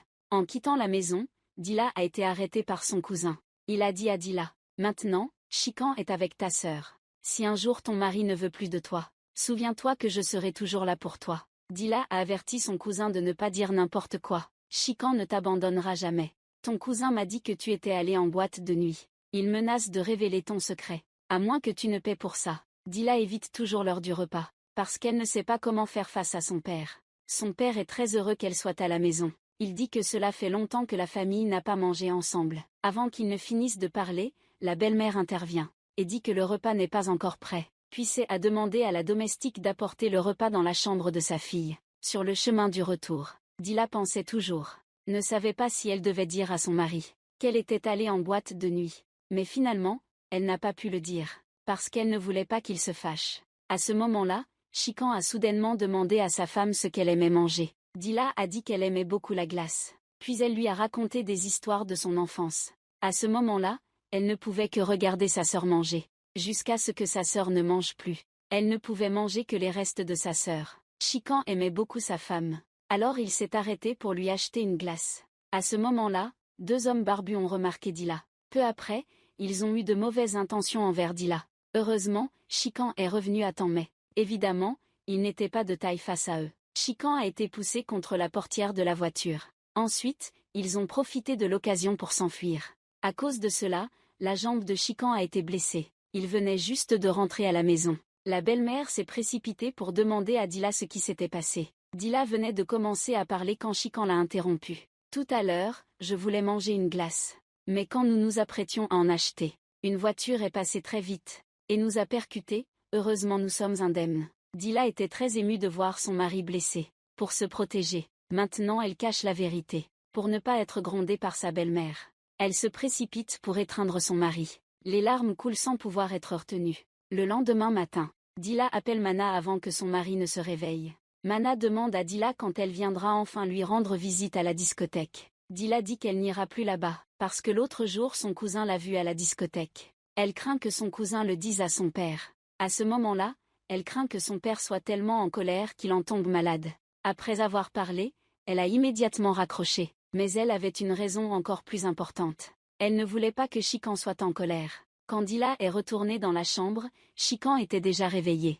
Il a demandé à sa femme de lui apporter des vêtements, pour qu'il puisse aller à l'entreprise. Dila a immédiatement refusé après avoir entendu cela. Chikan savait que sa femme s'inquiétait pour sa santé. Alors elle a suivi ses conseils. Dila a dit qu'elle allait préparer un peu de nourriture pour son mari. Chikan, ému, a pris la main de Dila. C'était la première fois qu'il faisait cela. Leurs sentiments l'un pour l'autre s'amélioraient de jour en jour. Au même moment, le gestionnaire de la ferme a dit au propriétaire que récemment son cousin la volait souvent de l'argent de la ferme. Il avait même vendu un terrain de la ferme et menacé le gestionnaire. Lee ne doit pas dire ça à son oncle, sinon il fera disparaître le manager pour toujours. Le parrain ne s'attendait pas à ce que son neveu le trahisse. Quand il a trouvé son neveu, il lui a immédiatement donné une claque, puis l'a attrapé par le col. Il a dit que si tu n'étais pas mon neveu, je ne t'aurais probablement pas laissé vivre jusqu'à maintenant. Le cousin tremblait de peur. Le parrain l'a averti. S'il y a une prochaine fois, je ne te pardonnerai absolument pas. Après avoir parlé, il lui a demandé de partir immédiatement de sa vue. Le soir, Dila a apporté du thé à son mari. Soudain, il y a eu une sonnerie de téléphone. Chikan a découvert que ce n'était pas son téléphone, et a demandé à Dila si c'était le sien. Dila savait que Mana appelait et a menti, en disant qu'elle n'avait rien entendu. À ce moment-là, la sonnerie s'est arrêtée. Chikan pensait peut-être avoir mal entendu, et n'a donc pas cherché plus loin. Zia, cependant, refusait de laisser Chikan tranquille. Elle est même allée jusqu'à son bureau. Elle a joué la carte des pleurs pour susciter la compassion de Chikan. Chikan, incapable de voir une femme pleurer, lui a tendu un mouchoir. Ce petit geste de Chikan a ravivé l'espoir dans le cœur de Zia. Alors que Zia s'apprêtait à partir, Chikan a vu que l'heure était déjà tardive. Alors il a proposé de la raccompagner. De retour chez elle, elle s'est vantée auprès de sa mère des actions de Chikan envers elle. Puis elle a critiqué sa sœur en disant qu'elle ne méritait pas Chikan. Tôt ou tard, Chikan lui appartiendrait. Sa mère était très contente, car sa fille continuait de poursuivre son objectif. Mais elle lui a rappelé que Dila était sa femme. Faire oublier Dila à Chikan serait très difficile. Ces mots étaient comme une douche froide directement sur la tête de Geia. Finalement, elle n'a pas oublié de dire à Geia: « Ma fille, tu ne dois jamais perdre. » Le père ne pouvait pas accepter les actions de Geia. Il a averti sa femme. « Tu peux gâter notre fille comme tu veux, ça ne me regarde pas. Mais si Geia détruit le mariage de Dila, je ne pardonnerai pas à toi et à notre fille. » La femme a immédiatement répliqué: « Geia est aussi ta fille. Elle ne fait que répéter ce que tu faisais autrefois. Tu n'as pas le droit de la critiquer. Tu n'as pas le droit de la critiquer. » Le grand-père, en entendant cela, a été tellement en colère que sa tension a grimpé en flèche. Pour protéger le mariage de Dila, il est allé demander à ses beaux-parents de prendre soin de sa fille. Le père de Chikan a dit que c'était naturel. « Dila est ma belle-fille. Prendre soin d'elle est notre devoir. D'autant plus que nous l'aimons beaucoup. » Le grand homme a dit qu'il avait 2 filles. Il ne voulait pas que plus tard, elles deviennent rivales l'une de l'autre. Même si le grand homme ne l'a pas dit directement, le père de Chikan a compris son intention. C'est aussi ce qui l'inquiétait toujours. Un peu plus tard, il a rappelé à son fils d'éviter Shaya, et de ne jamais entrer en contact avec ce genre de fille. « Aurais-tu oublié ce qu'elle nous a fait ? » ?»« Pourquoi pas ? » ?»« Bien sûr que je n'oublierai jamais. C'est elle qui est venue me voir, alors que pouvais-je faire ? Elle n'était pas avec le chauffeur. Je l'ai juste raccompagnée parce que c'était sur mon chemin. » Voyant que son fils ne prenait pas ça au sérieux, le père s'est mis en colère. « Ce n'est pas une petite affaire. Maintenant, tu es le beau-frère de la famille. Ce que tu dois faire maintenant, c'est te consacrer entièrement à ta femme, et à cette famille. Pas à aider cette fille-là. » Dila se tenait dehors, et a entendu leur conversation. Elle vient de réaliser que son mari n'a toujours pas oublié Geia. Un peu plus tard, elle est allée voir son mari pour parler, et l'a trouvé en train de regarder fixement une boîte. Elle lui a demandé ce qu'il y avait à l'intérieur. Sika a répondu que cela ne la concernait pas. Puis il a pris la boîte et est parti. Pendant ce temps, le vieil homme a vraiment perdu patience. Quand il faut attendre trop longtemps, il presse la sœur de livrer rapidement. Dis-la à lui, sinon il dira à Mana qu'elle a accepté des pots de vin. La sœur demande encore à Mana. Mana dit que Dila ne viendra pas ici bientôt. La sœur conseille à Mana de collaborer avec son cousin Dila. Mana dit qu'il ne veut pas vraiment nous aider, parce qu'il a aussi ses propres objectifs. Dans ce monde, Personne n'est pas égoïste. Tout le monde vit pour son propre intérêt. La sœur a été un peu surprise d'entendre ça. Ça a touché un point sensible. Mais Mana n'a plus de temps à perdre. Car elle a dépensé toutes ses économies. Si elle ne peut pas convaincre Dila de travailler à la discothèque, la discothèque ne tiendra pas longtemps. La sœur a dit à Mana d'essayer de demander de l'argent au père de Dila. Mana dit qu'il est un homme avare. Si dans le passé il avait transféré tous ses biens à la mère de Dila. À ce moment-là, le riche homme se remémore les souvenirs du passé avec la mère de Dila. Quand il reçoit soudain un appel de Mana, Mana dit qu'elle ne dérangera plus Dila à condition qu'il lui donne 10 millions. Le riche homme sait que Mana est une personne vile et lui répond qu'il ne lui donnera même pas un sou. Puis il la prévient de ne pas faire de mal à Dila. Je vais absolument faire fermer votre discothèque. Mana a simplement souri avec mépris en entendant cela. Il est clair qu'elle n'a pas du tout peur des menaces du riche homme. Juste après, elle a appelé Mana. Elle a menti en disant qu'elle lui manquait beaucoup. Et elle lui a demandé quand elle viendrait la voir à la discothèque. Dila a répondu qu'elle ne viendrait plus jamais là-bas. Elle a dit qu'elle avait maintenant une famille heureuse. Et qu'elle ne voulait pas que son couple soit perturbé à cause de cette histoire. Mana a conseillé Dila. Ne te préoccupe pas trop de ton mari et de sa famille. Sinon ils penseront que tes efforts sont naturels. Et finalement tu te rendras compte que tu n'as rien. Mais à ce moment-là, il sera trop tard pour regretter. Mana dit à Dila de bien réfléchir, on rappellera plus tard. Peu de temps après, Mana a rappelé et Chikan l'a découvert. Dila est sortie des toilettes, très étonnée, en voyant son mari tenir son téléphone. Chikan rend le téléphone à Dila puis l'interroge. Elle a un nouveau téléphone. Pourquoi ne pas lui en avoir parlé? Dila ment. Ce téléphone est un cadeau de son père. Ensuite, elle reproche à son mari de ne pas être dévoué. Sinon elle lui en aurait parlé. Chikan croit sa femme, donc l'affaire du téléphone est temporairement réglée. Cependant, Dila se sent toujours inquiète à cause de lui. Ils ont découvert qu'elle était allée en cachette à la discothèque. Il ne laissera certainement pas passer cela facilement. Si son mari venait à apprendre cette histoire, il ne lui pardonnerait sûrement pas. Ce qui l'inquiète encore plus, c'est que son mari n'a pas oublié Geia. Trop de choses la rendent oppressée. Elle n'arrive pas à se concentrer sur quoi que ce soit. Elle a même oublié de mettre du sucre dans le café de son mari. Chikan remarque quelque chose d'inhabituel chez sa femme. Il demande à Dila à quoi elle pense. Dila dit que quand il la respectera vraiment, elle partagera tout avec lui.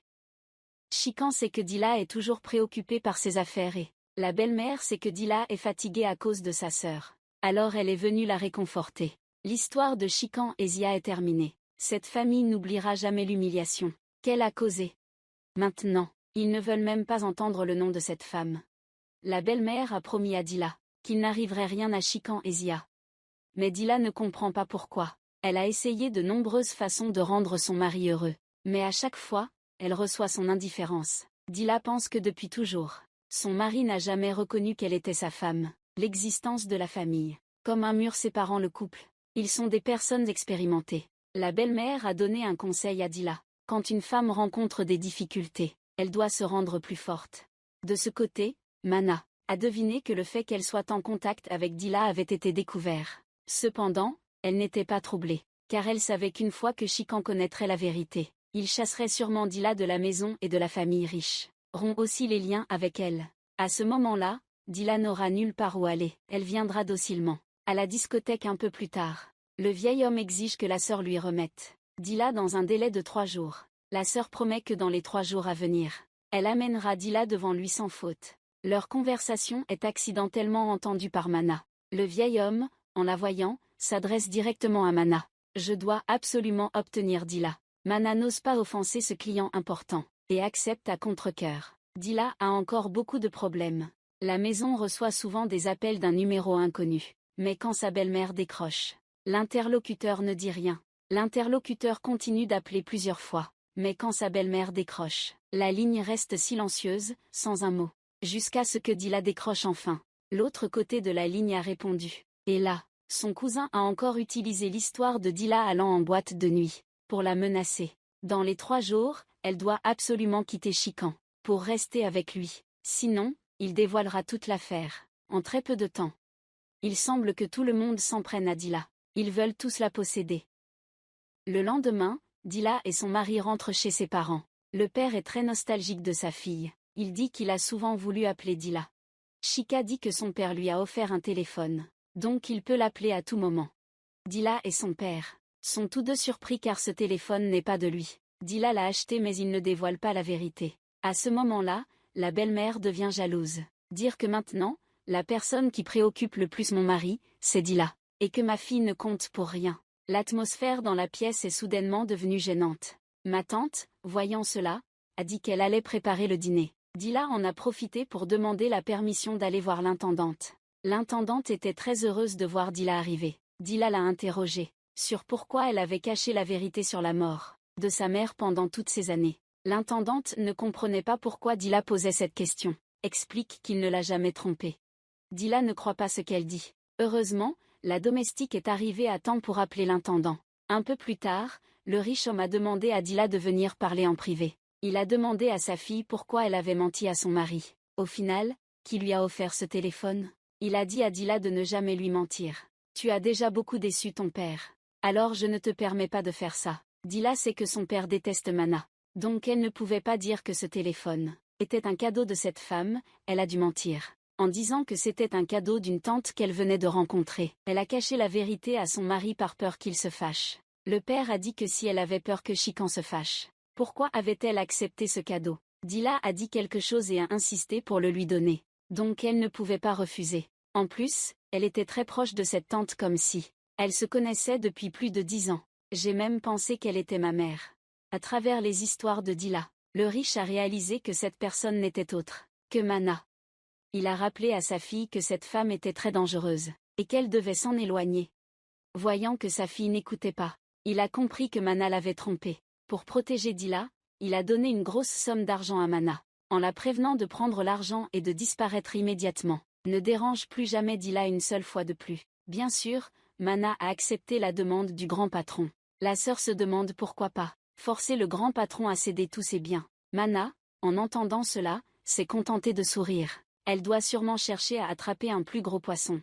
À ce moment-là, Dila est très abattue. Car hier, elle a entendu la conversation entre Chikan et sa sœur Ra. Zia n'a toujours pas abandonné l'idée de récupérer Chikan. Elle a même menacé. Si elle ne pouvait pas avoir l'amour de Chikan, alors elle. Dila demande à son mari s'il aime toujours Zia, n'est-ce pas? Chikan ne répond pas directement à la question. Il se contente de dire, si je ne valorisais pas notre relation, je l'aurais terminée depuis longtemps. Et elle ne se serait pas prolongée jusqu'à maintenant. Voyant sa fille triste après avoir été rejetée par Chikan, la mère met de côté sa fierté. Invitez Chikan à venir chez vous une fois. Mais surtout ne venez pas avec Dila. Chikan demande si cette affaire a un rapport avec Jeia. La mère admet que Jeia est malade depuis toute la journée. La fille ne mange ni ne boit. Tu es son soutien moral. Toi seul peux l'aider à se relever.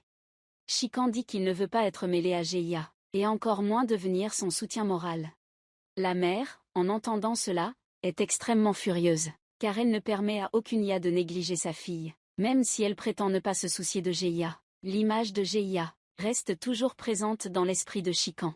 Il commence à envisager de rendre visite à Jeia, sans savoir que celle qui a le plus besoin de lui en ce moment, c'est sa femme. Maintenant, Dila se sent plus impuissante que jamais. Trop de choses se sont passées, elle se sent étouffée, mais aucune Ia n'est là pour la réconforter. De ce côté, le vieil homme veut toujours obtenir Dila pour avertir Mana. Si tu refuses encore de me donner Dila, alors je prendrai les choses en main et je la ramènerai moi-même. Ne mets pas ma patience à l'épreuve. Mana sait que ce vieil homme tient parole. Alors elle s'est alliée avec son cousin. Mana lui a demandé de simplement sortir Dila de la villa, et de lui laisser gérer le reste. Il s'avère qu'elle veut capturer Dila avant que le vieil homme n'agisse. Son cousin a accepté immédiatement après avoir entendu, parce qu'il ne voulait plus attendre non plus. Les jours suivants, Zia appelait souvent Chikan pour le déranger. Chikan ne pouvait plus le supporter. Il a donc accepté de la rencontrer pour tout clarifier. Lorsqu'ils se sont rencontrés, il a conseillé à Jeia de l'oublier. Cependant, Jeia pensait toujours qu'il était froid avec elle, parce qu'il lui en voulait encore d'avoir fui le mariage. Parce que celle qu'il aimait, c'était elle et non Dila. Chikan, impuissant, pensait que cette fille était irrécupérable. Il ignorait totalement que la scène de leur rencontre à deux avait été intentionnellement photographiée par quelqu'un avec de mauvaises intentions. Il s'avère que c'était le plan de son cousin. Ce dernier savait que Jeia allait rencontrer Chikan et a secrètement pris des photos pour les envoyer à Mana. Mana savait que ces photos feraient perdre à Dila toute confiance en Chikan. Elle félicita le cousin pour son excellent travail, et affirma que tôt ou tard, Dila lui appartiendrait. Juste après, elle a envoyé cette photo à Dila. Dila ne s'attendait pas à ce que son mariage, qu'elle avait tant essayé de préserver, soit détruit par sa sœur, si facilement. Peu de temps après, elle est rentrée chez elle pour régler ses comptes avec sa sœur Zia, sans honte, en disant que c'était une affaire entre elle et Chikan, et que Dila n'avait aucun droit de l'empêcher. Dila a répondu qu'elle avait bien sûr le droit, parce qu'elle était la femme de Chikan. Je ne suis qu'une femme qui cherche à séduire le mari des autres. En entendant cela, Jeia est devenue folle.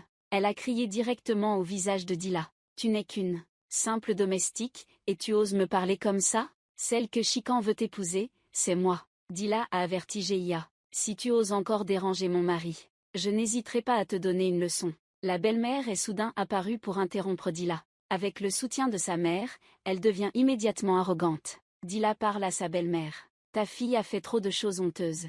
Je te prie de la réprimander.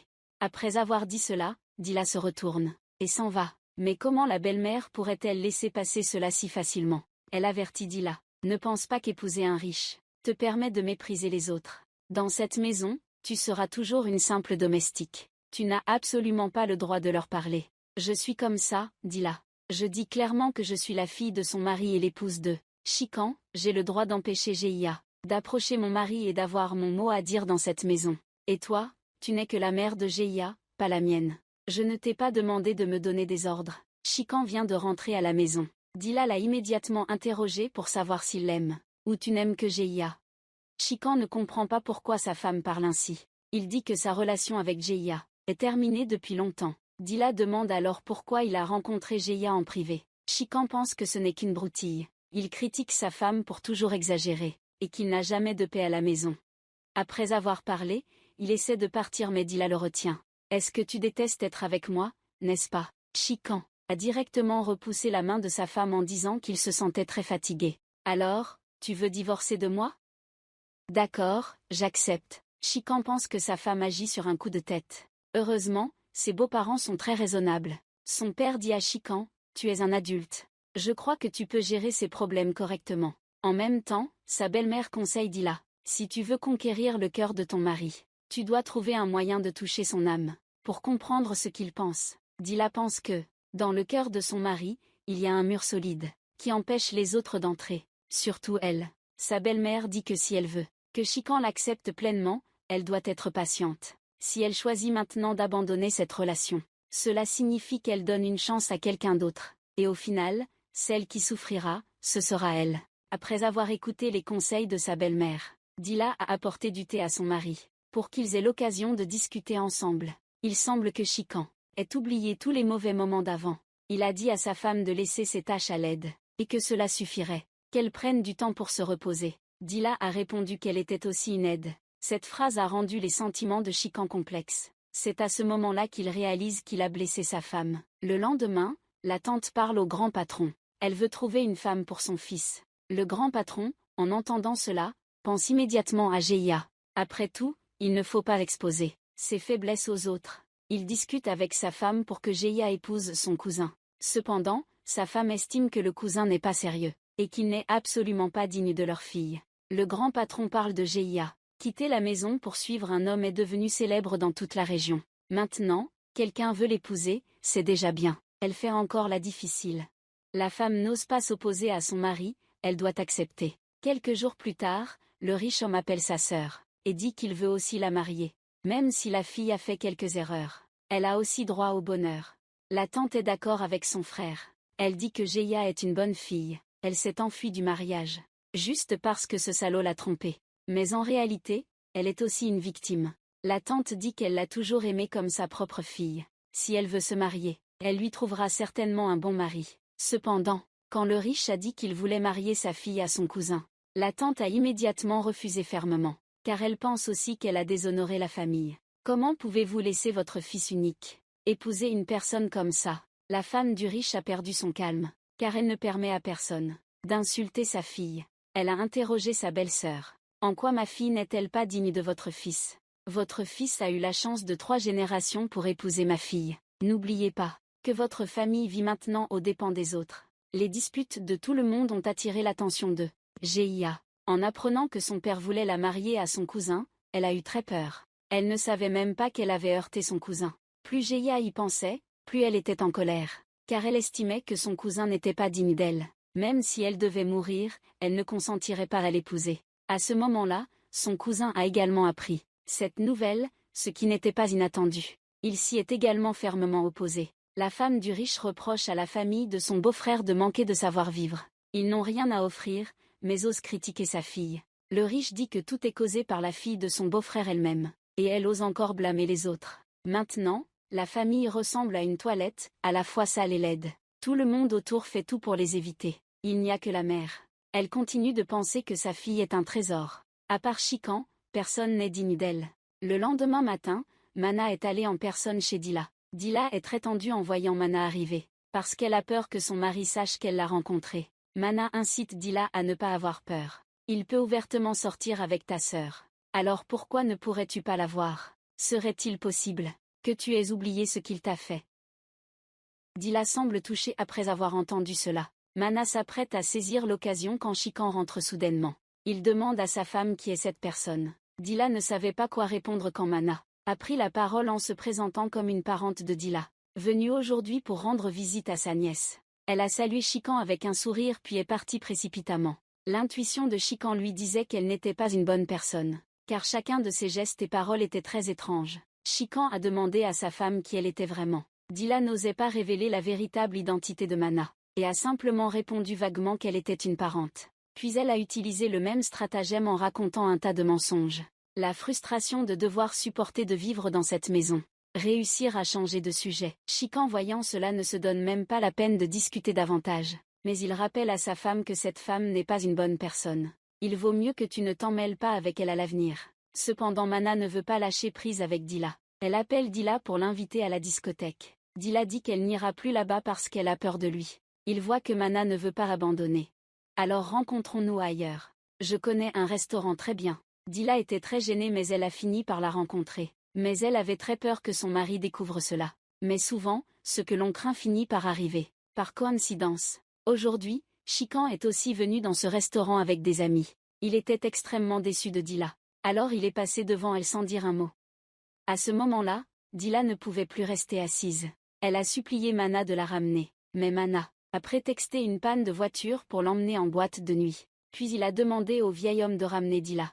Le vieil homme était ivre. On voyait bien que c'était un type louche. Dila a immédiatement refusé et a quitté la boîte. Le vieil homme a voulu la suivre mais Mana l'a arrêté. Mana lui a dit de ne pas se précipiter. Bientôt, la fille resterait ici pour toujours. Le vieil homme a averti Mana. Si tu sais ce qui est bon pour toi, ne me trompe pas. Sinon il les fera regretter. Dila vient de rentrer à la maison et se fait gronder par Chikan.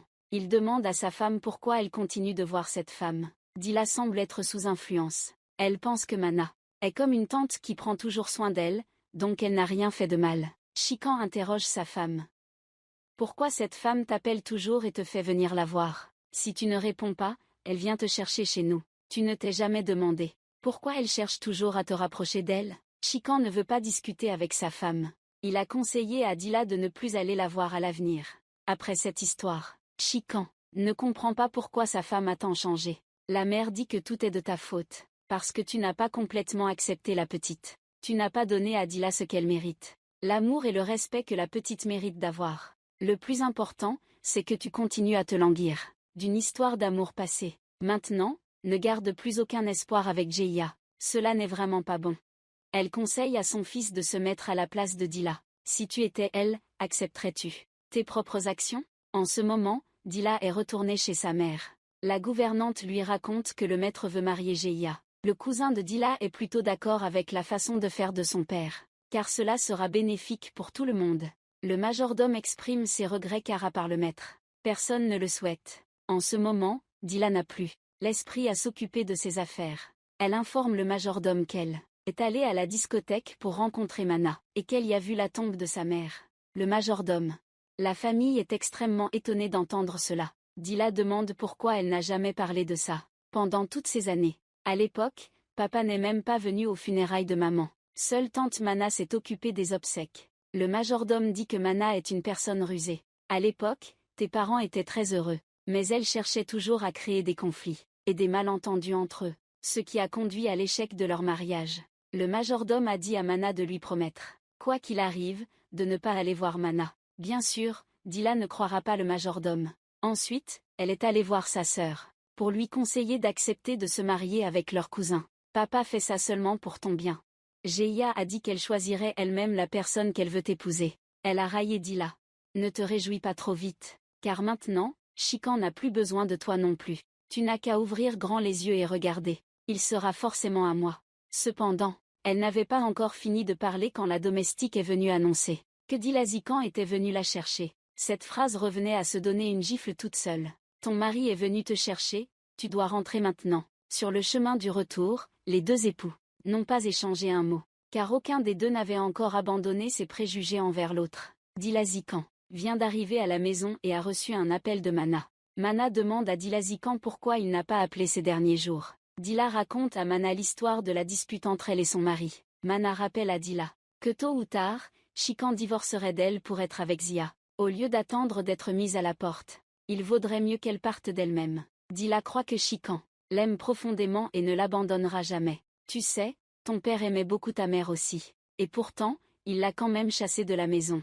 Un jour viendra, où tu n'auras plus nulle part où aller. La discothèque sera toujours là, pour t'accueillir à bras ouverts. Mana pensait qu'elle avait cette fois la victoire assurée. Mais contre toute attente, Dila n'a pas suivi ses incitations malveillantes. Le soir, elle s'est excusée auprès de son mari, promet de l'écouter et de ne plus rencontrer Mana. En entendant cela, Chikan a pardonné à Dila et lui a demandé de le masser la tête pour lui. Dila était très heureuse car elle savait que ce geste montrait que son mari l'acceptait. Un peu plus tard, Jeia a continuellement appelé Chikan mais personne ne répondait. Néanmoins, elle a persisté à appeler. Tant qu'il y aura quelqu'un pour écouter. Chikan, impuissant, ne peut que répondre au téléphone. Chaque fois qu'il entend la voix de Zia, il se rappelle l'image qu'il attend jour et nuit. Cela l'a peu à peu désorienté. Cette scène a été vue par hasard par Dila. Zia encourage Chikan à suivre l'appel de son cœur. À ce moment-là, Chikan remarque Dila. Voyant cela, Dila s'en va silencieusement. Chikan n'a pas l'intention de s'expliquer.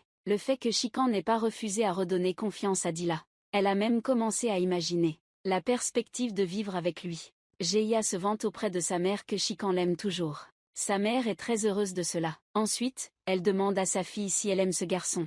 Jeia s'arrête soudainement en entendant cela. Sa mère sait que sa fille n'aime pas Chikan. Elle agit ainsi simplement parce qu'elle ne peut pas accepter que Dila lui prenne ce qui lui appartenait. Même si je n'en ai pas besoin, je ne peux pas refuser. Sa mère ne m'en veut pas, parce que ce qui l'intéresse, ce n'est pas le bonheur de sa fille, mais qu'elle ne veut pas voir Dila heureuse. Pour elle, Dila ne mérite que d'être une domestique dans cette maison. Le lendemain, Chikan a donné rendez-vous à Jeia pour discuter. Jeia ne s'attendait pas à ce qu'il prenne l'initiative de la rencontrer. Chikan a dit qu'il se sentait très embarrassé maintenant. Je ne sais pas comment affronter Dila. Jeia a dit que, si cette relation te met sous pression et te fatigue, alors tu devrais l'abandonner. De toute façon, ce mariage a été imposé par nos deux familles. Donc tu n'as pas à en être responsable. Chikan dit que Dila est innocente. Je ne devrais pas être cruel envers elle de cette manière. En plus, Dila ne m'a jamais trahi. Après avoir entendu cela, Jeia a perdu tout intérêt. Elle a dit à Chikan de bien réfléchir. Puis elle s'est retournée et est partie. Au même moment, le grand-père a dit à sa femme que sa sœur avait secrètement fiancé leur fils. Donc ils devaient trouver un autre parti pour leur fille. Maintenant, même si la famille du garçon est très pauvre, ce n'est pas un problème, tant que quelqu'un accepte d'épouser leur fille. Il a agi ainsi parce qu'il ne voulait pas que la famille nuise au mariage de Dila. Ensuite il a rappelé à sa femme de faire attention à leur fille, car récemment il a remarqué que Jeia sortait souvent. Si elle cause des problèmes à Dila, il ne pardonnera pas à vous deux. Quand le père sortait de la maison, il a rencontré Jeia, qui venait de rentrer. Jeia voulait parler à son père mais il l'a ignoré. Cette scène ressemblait exactement à celle d'il y a des années. Il avait traité Dila. Jusqu'au soir, Chikan rentre à la maison et découvre que sa femme a regardé sans permission l'anneau de cheville de son amour. Il la confronte. Dila, pourquoi as-tu touché à mes affaires sans permission? Mais Dila répond que c'est son anneau de cheville. Ces mots frappent Chikan comme un coup de tonnerre. Dila dit qu'elle avait en fait 2 anneaux de cheville, mais qu'un d'eux a soudainement disparu. Il y en a une qui a été volée. Chikan ne croit pas ce que dit sa femme. Ensuite il conduit Dila dans une pièce, où il y a beaucoup de photos d'une femme dansant dans un champ. Dila est stupéfaite, car la femme sur ces photos, c'est elle. Chikan regarde les photos puis regarde à nouveau. À côté, il vient de réaliser que la personne sur la photo est vraiment elle. Il s'avère que la déesse qu'il attend jour et nuit est en fait sa femme, qu'il a toujours traitée froidement jusqu'à présent. Chikan ne peut pas accepter cette vérité. Il se précipite vers le champ. C'est alors qu'il réalise à quel point il est stupide. Au même moment, Geia se maquille joliment pour aller rencontrer Chikan. Mais son père l'appelle. Voir sa fille se préparer si soigneusement. Il savait sûrement que sa fille avait encore de mauvaises intentions. Geia expliqua qu'elle allait juste rencontrer une amie. Mais comment le père pouvait-il croire ses paroles? Il avertit sa fille de ne pas chercher des ennuis avec sa sœur, puis lui demanda de retourner immédiatement dans sa chambre. Interdiction de quitter la villa. Geia se sentit blessée car son père favorisait toujours sa sœur. Elle demanda à sa mère de convaincre son père. Mais la mère était également impuissante. À cause des décisions de son mari, personne ne pourra les changer. Cependant, elle incite toujours sa fille à s'enfuir en secret, car jusqu'à présent, elle n'a jamais écouté ses parents. De ce côté, Mana appelle continuellement Dila, mais personne ne répond. Sa sœur lui reproche d'avoir trompé Dila au début, pour l'amener en boîte de nuit, mais de ne pas l'avoir enfermée. Mana dit qu'elle regrette beaucoup maintenant, parce qu'à ce moment-là, il ne l'a pas fait. La sœur a demandé à Mana, si le vieil homme demande à propos de Dila, que devons-nous faire? En entendant le nom de ce vieil homme, Mana semblait devenir folle. Mais à peine mentionné, le voilà qui apparaît. Le vieil homme a entendu toute leur conversation, et a réalisé qu'il avait été trompé par Mana. Il a immédiatement pointé son arme sur Mana, la terrifiant. Le vieil homme a donné à Mana une dernière chance. Si aujourd'hui je ne vois pas Dila, alors vous devriez préparer votre cercueil. Mana n'ose plus tromper le vieil homme. Juste après, elle a appelé son cousin pour lui demander d'exécuter le plan. Dila, son cousin ne pouvait plus attendre.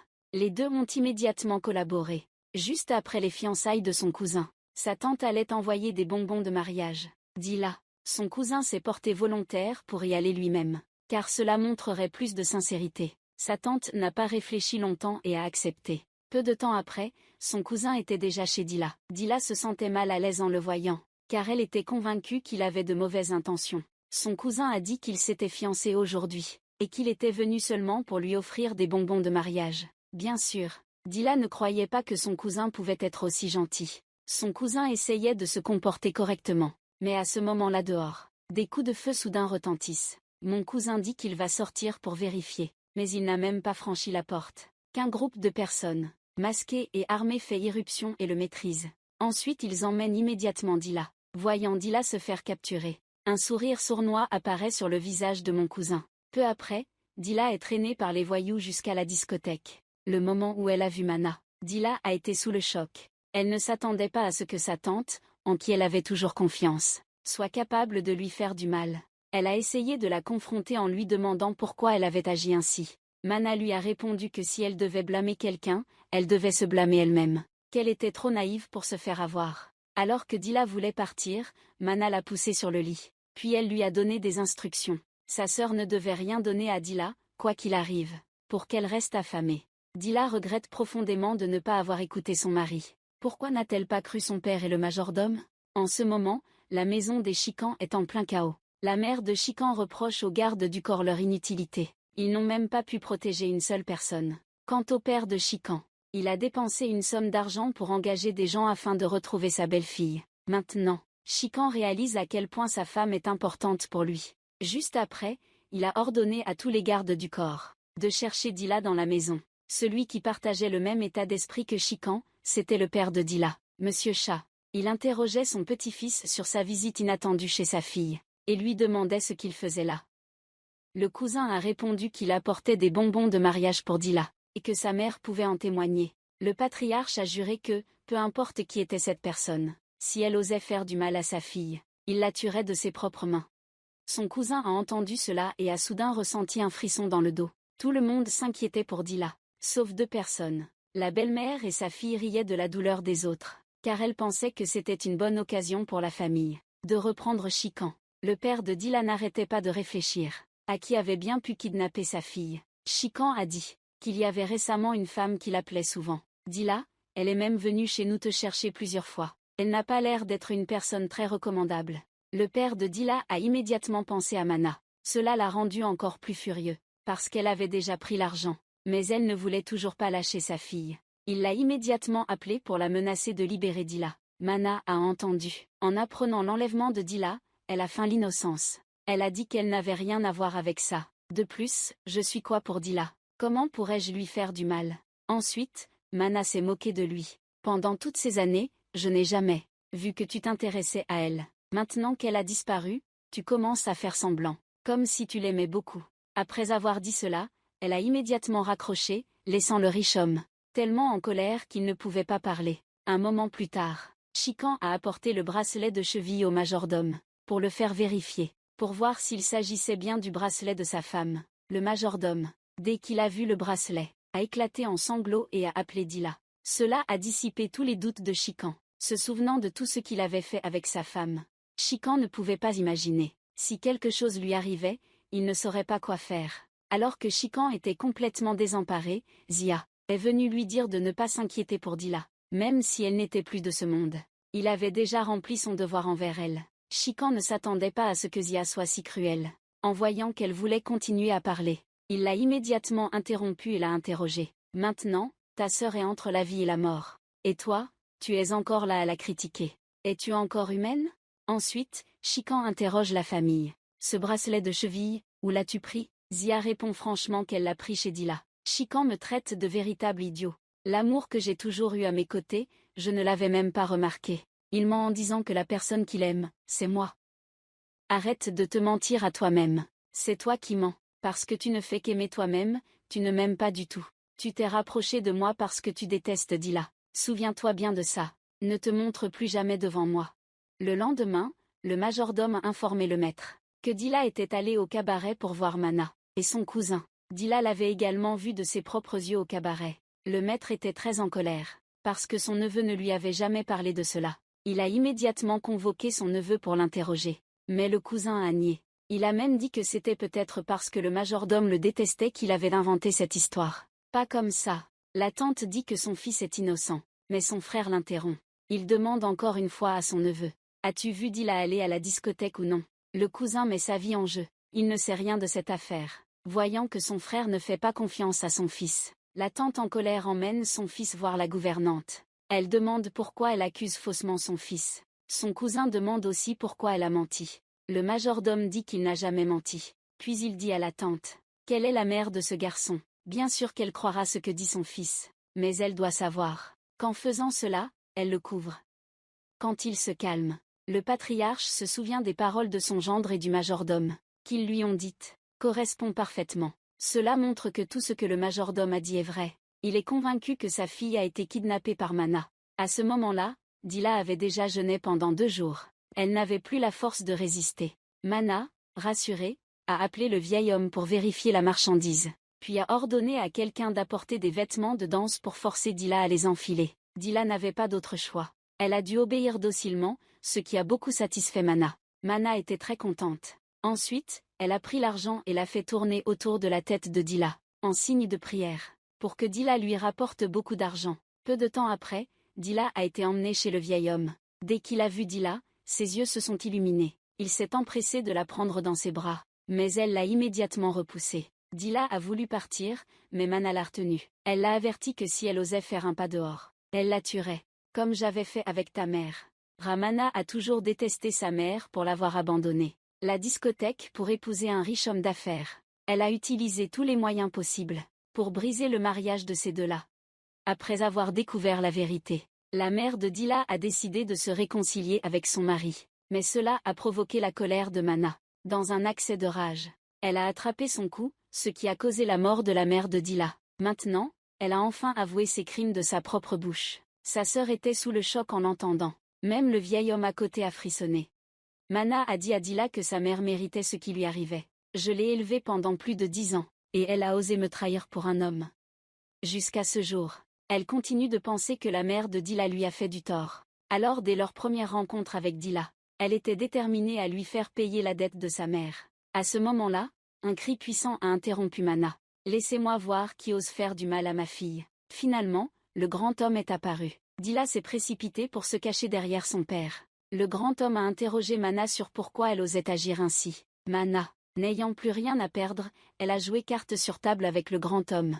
Le vieil homme, voyant la situation dégénérer, s'est préparé rapidement. Mana a évoqué l'histoire passée. Le grand homme a arraché la mère de Dila des mains de Mana. C'est la plus grande perte de ma vie. Mais le ciel est toujours juste. Maintenant, je vais récupérer, là, de tes mains, pour que tu ressentes la perte d'un être cher. Dila, terrifiée, tremble sans cesse. Le grand homme réconforte sa fille, ne t'inquiète pas. Mana dit au grand homme qu'il y a des années, sa femme l'avait trahi. Maintenant, c'est son petit-fils qui fait de même. Grâce à lui, j'ai pu facilement kidnapper Dila. Peut-être que Dila te trahira aussi plus tard. Autant la laisser avec moi.